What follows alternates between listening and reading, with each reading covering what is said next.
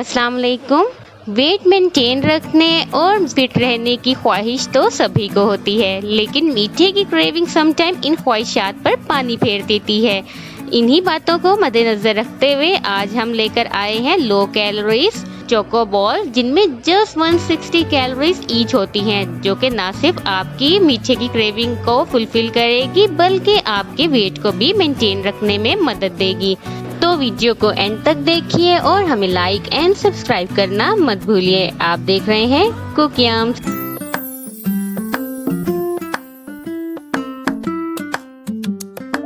Low calories choco balls बनाने के लिए हमने यहाँ लिए 1 पाव खजूरें, जिनके हम सीड्स रिमूव कर देंगे, इसकी गुठली हम निकाल देंगे।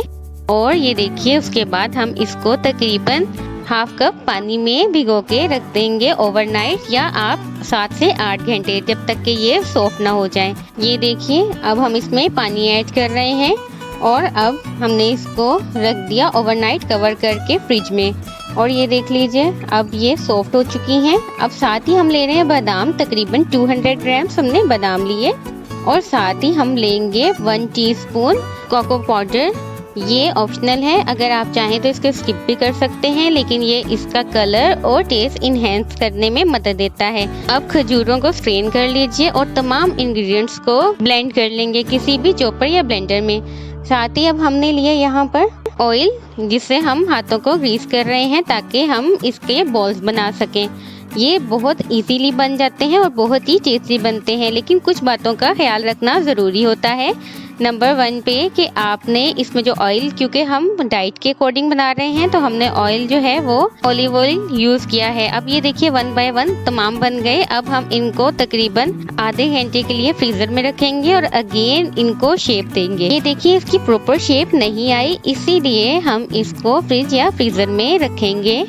यहाँ कुछ बातों का ख्याल रखना ज़रूरी होता है। अगर आपको ये ज़्यादा सॉफ्ट लगे तो आप इसमें कोकोनट पाउडर भी यूज़ कर सकते हैं, ऐड कर सकते हैं। ये देखिए, अब हमने इसको रीशेप किया और अब हम इसको 1 बाय 1 रख रहे हैं।